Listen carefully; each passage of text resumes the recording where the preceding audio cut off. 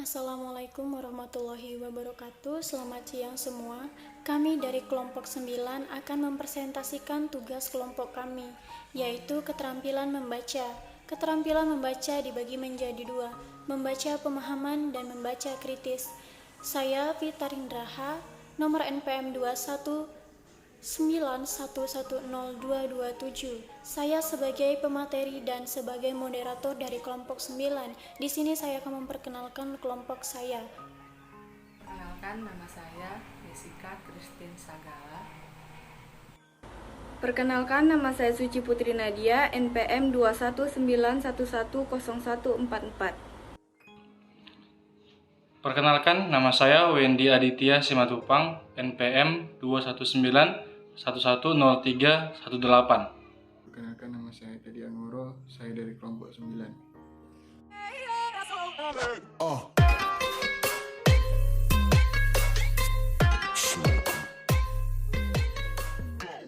Keterampilan membaca pemahaman.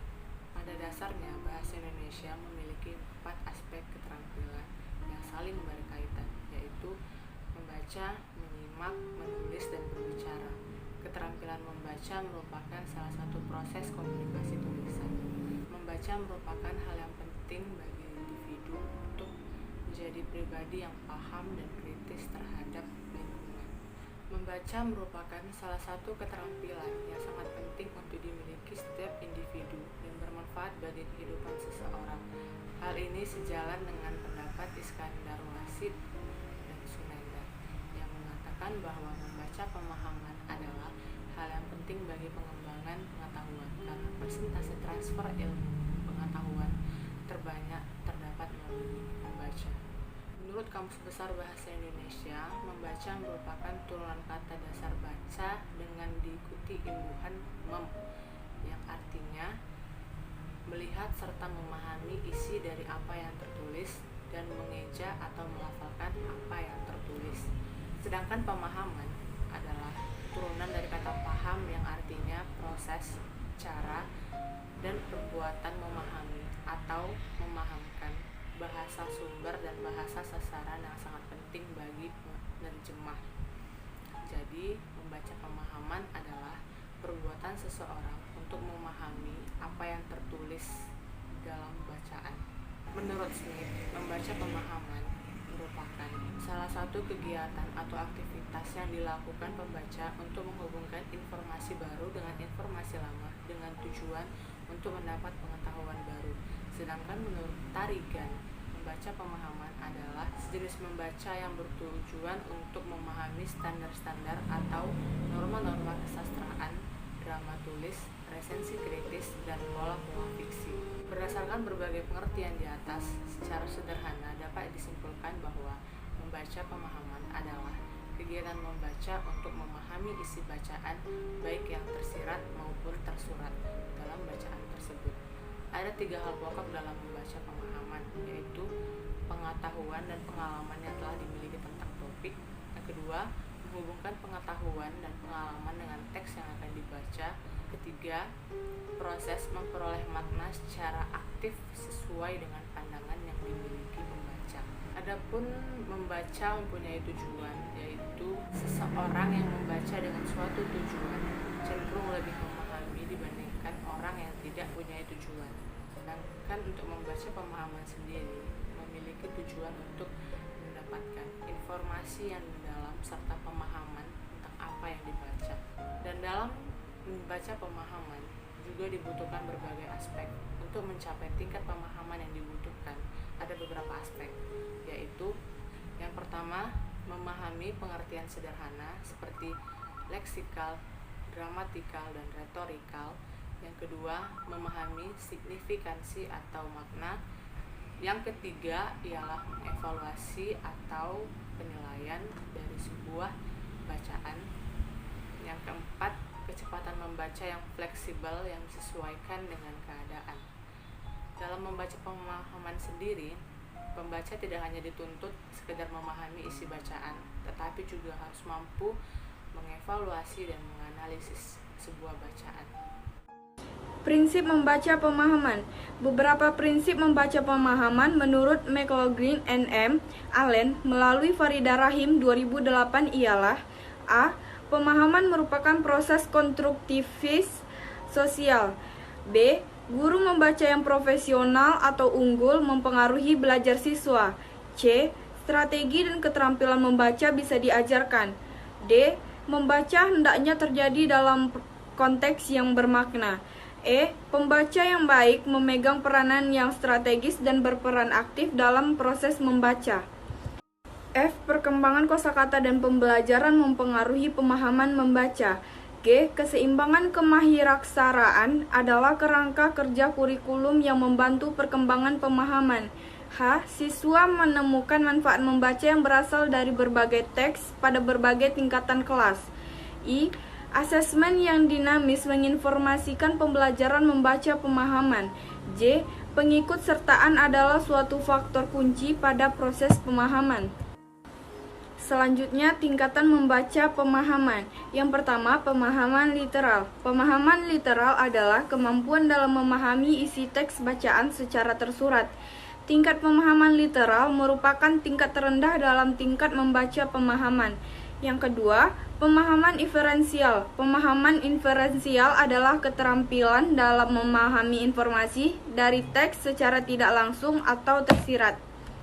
Yang ketiga, pemahaman kritis. Pemahaman kritis merupakan tingkat pemahaman yang melibatkan evaluasi, penilaian pribadi, dan kebenaran yang dibaca dari teks. 4. Pemahaman kreatif.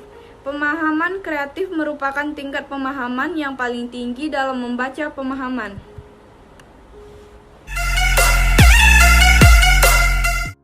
Faktor yang mempengaruhi membaca pemahaman. Faktor yang mempengaruhi pemahaman membaca adalah isi dari sebuah bacaan, di mana kelas rendah diarahkan pada pengenalan teks, bukan pemahaman teks. Faktor membaca pemahaman menurut Farida Rahim yaitu: A. Faktor fisiologis. Faktor fisiologis mencakup kesehatan fisik dan jenis kelamin. Gangguan pada alat bicara, indera pendengaran, dan penglihatan dapat memperlambat kemajuan membaca siswa. Misalnya analisis bunyi. Mungkin bagi siswa yang memiliki masalah pada indera pendengarannya, penglihatan dan pendengaran menjadi faktor penting dalam mendukung kemampuan membaca siswa. B. Faktor intelektual. Secara umum, inteligensi siswa tidak sepenuhnya mempengaruhi berhasil atau tidaknya siswa dalam membaca permulaan. Ada berbagai faktor, salah satunya metode mengajar guru mempengaruhi kemampuan membaca permulaan siswa. C. Faktor lingkungan. Faktor lingkungan yaitu lingkungan rumah dan lingkungan sekolah. Lingkungan sekolah menjadi lingkungan yang dikatakan aktif untuk membaca karena di sekolah ada perpustakaan. D. Faktor psikologis. Faktor ini mempengaruhi kemampuan membaca siswa yaitu minat dan motivasi. Crowley dan Montaigne mengemukakan bahwa motivasi ialah suatu yang mendorong seseorang belajar atau melakukan suatu kegiatan. Terkait pendapat tersebut, Robin mengemukakan bahwa faktor yang sangat penting bagi kesuksesan belajar ialah motivasi, keinginan, dorongan, dan minat yang terus-menerus untuk mengerjakan suatu pekerjaan. Minat adalah salah satu faktor yang sangat mempengaruhi kemampuan membaca, di mana minat adalah usaha-usaha seseorang untuk membaca. Membaca kritis. Pengertian membaca kritis. Membaca kritis atau critical reading adalah jenis membaca yang dilakukan secara bijaksana, evaluatif, serta analitis, dan bukan hanya mencari kesalahan. 1. Membaca kritis merupakan proses membaca yang dilakukan untuk memahami secara mendalam informasi yang terkandung dalam bacaan, baik tersurat maupun tersirat. Untuk itu diperlukan kemampuan berpikir kritis dan bersikap kritis. Harja Sujana mengemukakan bahwa membaca kritis merupakan suatu strategi membaca yang bertujuan untuk memahami isi bacaan berdasarkan penilaian yang rasional lewat ketertiban yang lebih mendalam dengan pemikiran penulis yang merupakan analisis yang dapat diandalkan. Ahuja 2010 mengemukakan bahwa membaca kritis adalah penerapan proses berpikir kritis terhadap bacaan. Aktivitas membaca kritis melibatkan proses kognitif tingkat tinggi.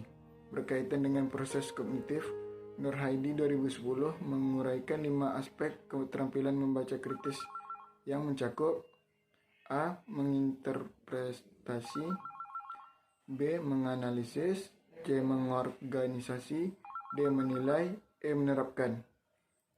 Keterampilan membaca kritis merupakan tingkat yang dibutuhkan dewasa.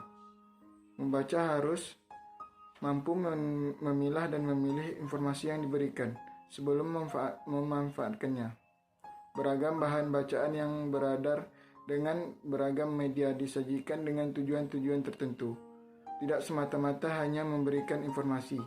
Membaca kritis adalah membaca untuk memahami isi bacaan secara rasional, kritis, mendalam, dan disertai keterlibatan pemikiran untuk menganalisis sebuah bacaan.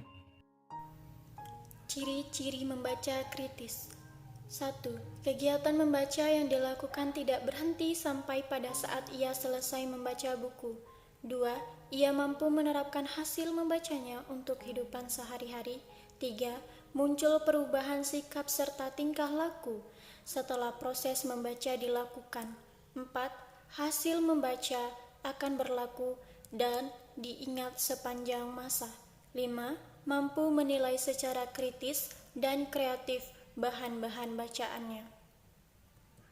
Keenam, mampu memilih atau menentukan bahan bacaan yang tepat sesuai dengan kebutuhan atau minatnya. 7. Mampu memecahkan masalah kehidupan sehari-hari yang dihadapi dengan menggunakan bacaan sebagai pegangan. 8. Tampak kemajuan dalam cara berpikir atau cara pandang terhadap suatu masalah. 9. Terbentuk kematangan dalam cara pandang, sikap, dan cara berpikir. 10. Tampak wawasan semakin luas dan mampu membuat analisis. 11. Ada peningkatan dalam prestasi atau profesionalisme kerja. 12. Semakin berpikir praktis dan pragmatis dalam segala persoalan. 13. Mampu membuat terobosan baru dalam memecahkan masalah. 14. Semakin kuat dorongan untuk membaca dan mencari terus sumber-sumber baru. 15. Semakin enak diajak bertukar atau pengalaman karena ia semakin kaya wawasan. Tujuan membaca kritis. Yang pertama, memahami maksud penulis atau pengarang. Kedua, memanfaatkan kemampuan membaca pemahaman dan berpikir kritis. Ketiga, memahami organisasi, dasar tulisan atau bacaan. Keempat, menerapkan prinsip-prinsip kritis terhadap bacaan. Kelima, memberikan penilaian terhadap penyajian penulis atau pengarang. Manfaat membaca kritis. 1.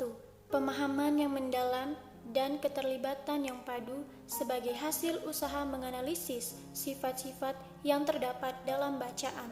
2. Kepercayaan terhadap diri sendiri yang mantap untuk memberikan dukungan terhadap berbagai pendapat tentang isi bacaan. Ketiga, kemampuan mengingat yang lebih kuat sebagai hasil usaha memahami berbagai hubungan yang ada dalam bacaan itu sendiri dan hubungan antara bacaan lain sesuai dengan pengalaman membaca.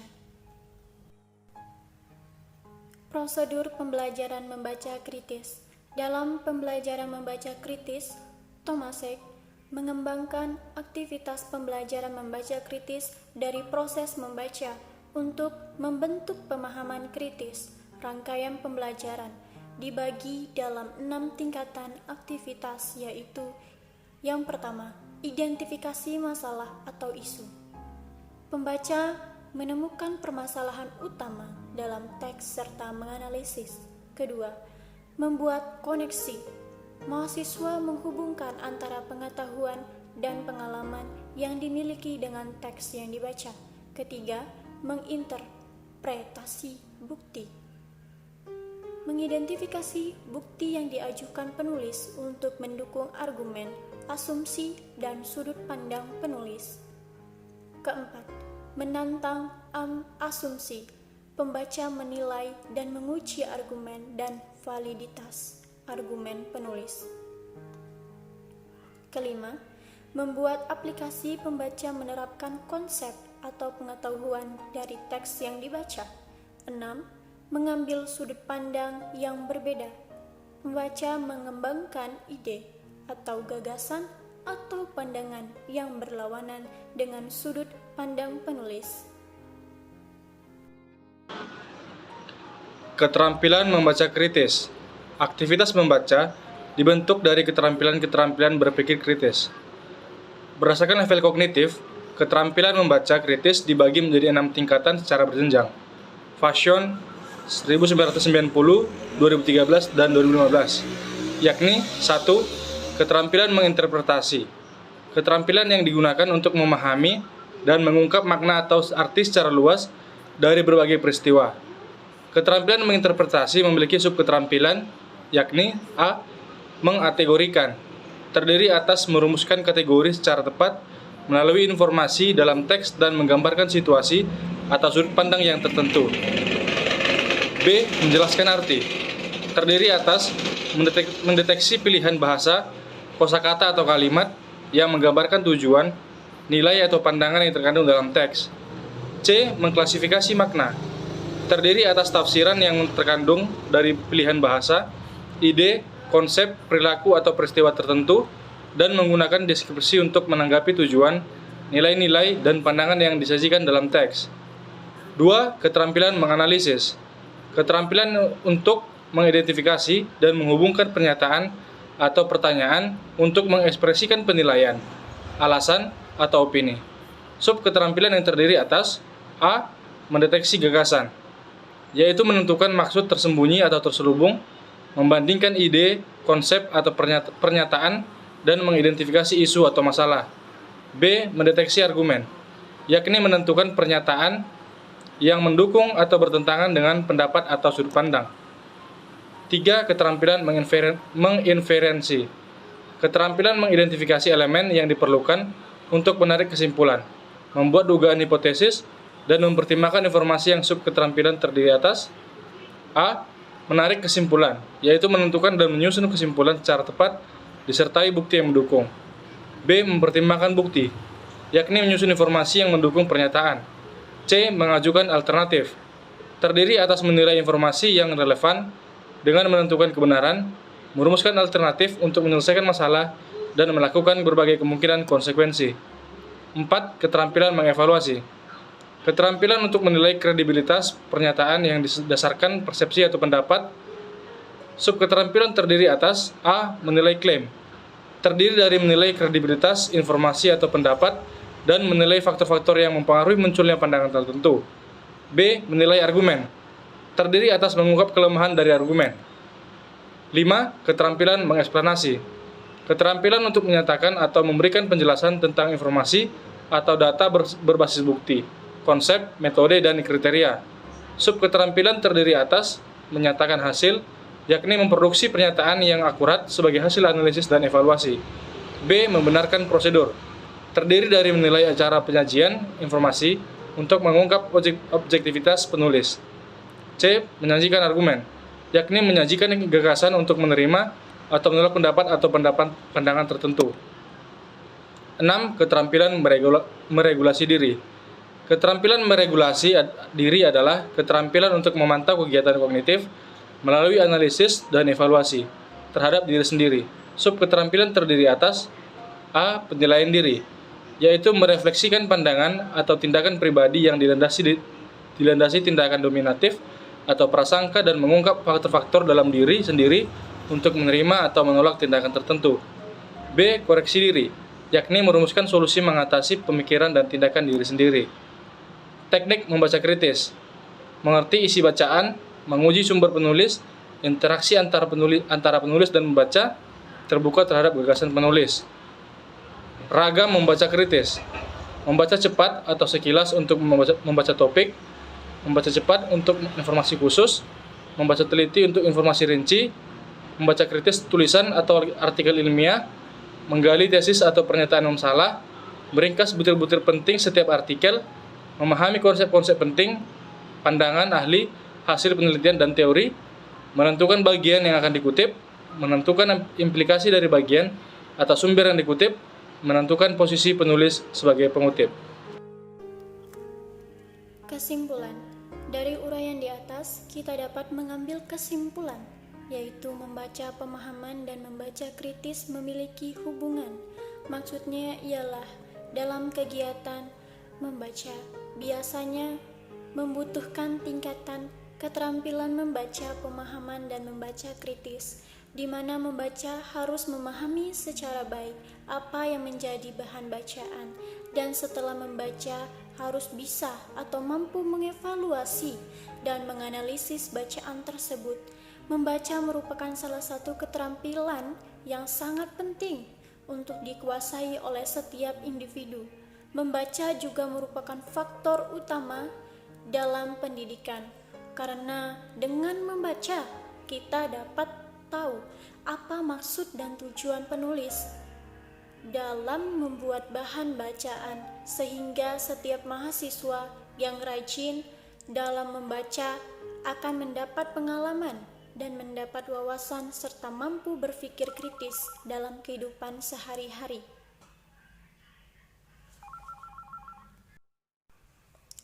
Saran dari kami, melihat dari perkembangan zaman, sepertinya sekarang minat membaca setiap individu sangat kurang, sehingga mengakibatkan kurangnya wawasan dan moral dalam kehidupan sehari-hari.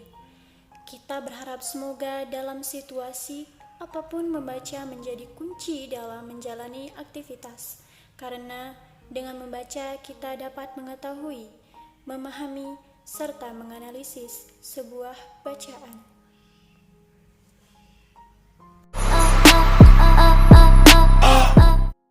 Cukup sekian presentasi dari kelompok kami. Apabila ada kesalahan dalam penyampaian, mohon maaf. Dan presentasi yang kami sampaikan boleh menjadi ilmu bagi kita semua. Kami dari kelompok 9 mengucapkan terima kasih.